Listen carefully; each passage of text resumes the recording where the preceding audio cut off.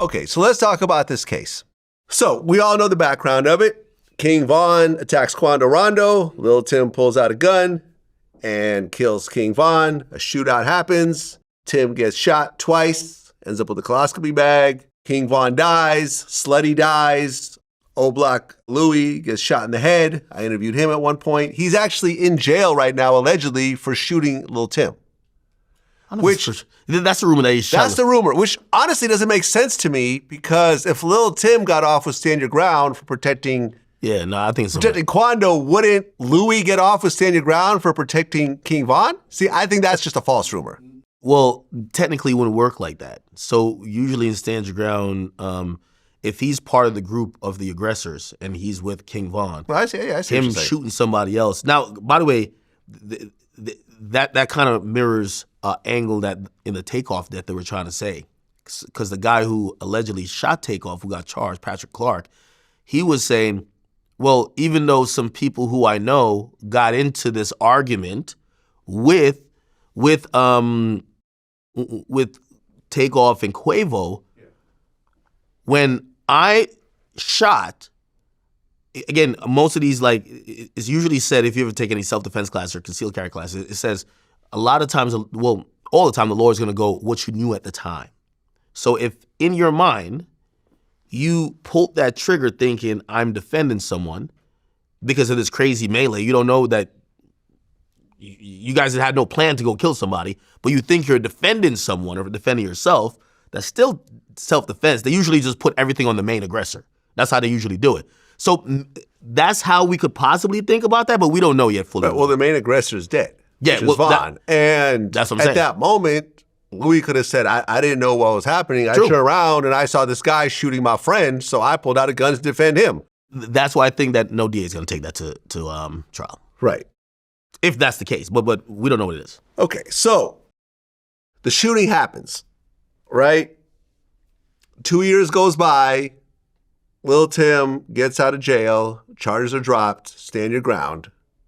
So then, the day before the murder, on August 18th, 2022, OTF members, and this is according to the feds, this is not me talking, this is the actual paperwork you and I went through with the fine-tooth comb. OTF members learned that Quando Rondo was staying in a hotel in LA from a longtime OTF affiliate, co-conspirator 4. Yeah. Okay. So, after they learned about this, the following men took a one-way flight from Chicago to San Diego.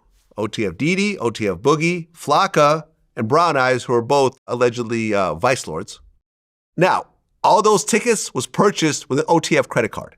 And there's a text message from Durk saying, don't book any flights under my name, which of course they did. You gotta run up those points on the Amex card. Come on. Yeah, now, you got it. Everybody knows that's more important than freedom. Right. On the same day that those guys flew in to LA, OTF, Vonnie, and Lil Durk flew in on a private plane to Los Angeles. This is where it gets crazy. The same guy who's on the private flight with Durk on the way to LA, OTF Vonnie, goes and gets a white BMW from a rental company. From a rental company with a GPS track. You know? And they also get a white Infiniti with fake license plates. Then OTF Vonnie takes this rental car with GPS tracking to Big 5 Sporting Goods and buys 4 ski masks. The GPS put him at the store at the time of the purchase. There's probably cameras in the store and they have a receipt for the actual purchase to him. He also goes and gets a bunch of guns, including a Glock with a switch, and he provides these guns to Flocka, Brown Eyes and co-conspirator 2. The day of the murder. By the way, all this is accurate, right? You're not disputing any of this. According to the feds. Co-conspirator 2 drove down. It said he drove to the area after co-conspirator 5 told him to. Right. We don't know who co-conspirator 2 is right now. Yeah, and we don't know who 5 is. And 5 had a conversation with Vonnie and Durk, who told him that was happening. Right. By the way, you know what's so funny? And it's funny about crime, like, even you have to be really, like, so much ahead. I know somebody's going to say, based on what you said, well, why would they get a rental car? If you kind of look at how the murders carried out, that rental car was never to be used in a murder. It was a tracking car. we're gonna be in this car. The two people in that car, not saying they're not shooters or killers. We'll get to that part. Go ahead. We'll get to that part because I'm going to answer your question. So the day of the murder, and by the way, all those guys who were flown in, those 4 guys, all stayed in a hotel, once again using Durk's credit card, an OTF credit card. Once again, they stayed there for one night. That next day, Quando Rondo, Lil Pop, his cousin, and others left the hotel in a black Escalade. The BMW, the rental, driven by OTF Vonnie with Flocka, Brown Eyes, and Co-Conspirator 2 in the car, as well as the white Infiniti with a fake license plate, followed Quando's car for hours. He stopped at a dispensary. He stopped at a clothing store. For hours, they kept following around until they finally stopped at a gas station across the street from the Beverly Center. The same BMW that's being rented from a commercial rental company, driven by the guy who flew in with Durk, pulls up, and then Flocka, Brown Eyes, and Co-Conspirator 2 get out of the car and open fire on the car. No, you got that slightly wrong. So the BMW actually pulls up to the gas station, and there's only 2 people in the BMW. It's Vonnie and Didi. They then tell the other car, hey, they're here. They drive off. Yeah. The white Infiniti goes on a alleyway. Okay. And that's where the shooters are in. Okay. There's one driver, which I believe is Asa Houston, and then the other 3, which is Co-Conspirator 2 and the other 2, hop out and then they shoot.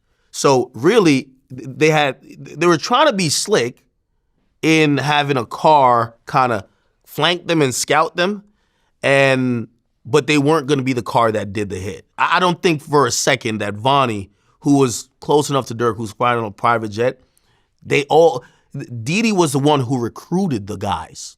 So the killers. Allegedly. Yeah, we're all going allegedly here. Didi's the one who said, these are the guys here. You're not going to be in the car with them.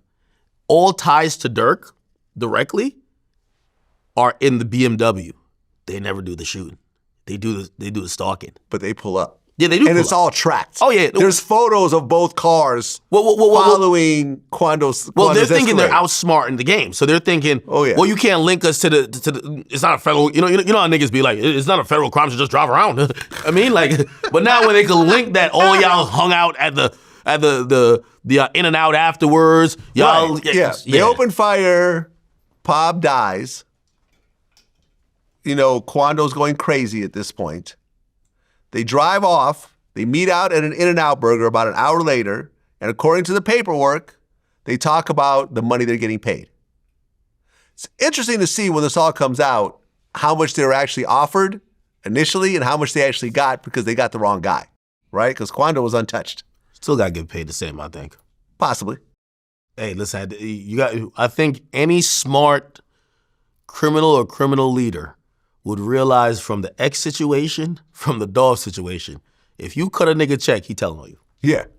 If you promised him 50 grand, if there is somebody going in the casket, you better pay him that 50 grand. Right. Okay, you might be like, I'm only give you 40 for the next one, but you can't cut people's checks. That's how they tell on you. Right.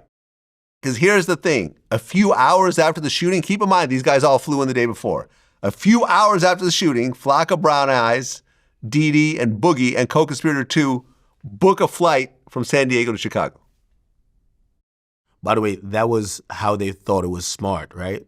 Hey, listen, if they ever be like, hey, look into these guys, they never flew into LAX. They flew into San Diego. It's about like an hour away, right? Maybe like 2 hours. 2 hours, okay. Yeah. So they have a little bit of, how could you put us in? But they stayed in a hotel like in North Hollywood, which is all right. And they got there. their cell phones on them and everything. They got their cell phones. It's all. But that's what I'm saying. Like sometimes criminals think they're outsmarting the feds or whatever, but like they don't realize that you're just doing unnecessary shit. You could just flew into to LA. Listen, they actually have a DM from Didi that says, "On my way to LA." He probably thought he sent it in vanish mode. Hey, nobody can see it except the feds. That's how it goes. Yo, Vlad, it's amateur hour. No, this is amateur hour right here. I don't like when anyone says it's amateur hour. Is this not amateur hour? Well, no, the credit card, yes. But what I'm saying is that a lot of it is amateur hour. Vlad, it's impossible to do a crime in 2024. That's what I'm saying. So doing it's it always all is amateur hour. Okay, good. All right. How about that? Okay, good. Doing this, Yes. which is why I said in the beginning, nobody be stupid enough to try to kill you in a different state as you're flying over there and you know, with plane tickets all under your name and rental cars and hotels and everything else like that. The modern day criminal has no idea that there's, especially in these big cities, you have street light cameras, you have intersection cameras, you have they're gonna subpoena all the cameras for that point to the road of all these businesses or these streets you're driving out. Yeah. That's what they did with the O Block situation. Yeah, for they'll track you FBG back to your damn house. Yeah, so you know, but you know what people say? Well, I got a shiesty on. Okay, that's cool, but you got your cell phone in your pocket, right? Oh, we got you when you met up with the other guy with the cell phone. Oh, by the way, we got you at the store. Oh, you have a rental car that's a moving GPS. Yeah. You know, and like they're not thinking that, oh, this car movement is tracked. They're like, they would have to be already tracking me to know where I'm going. No, it doesn't work like that.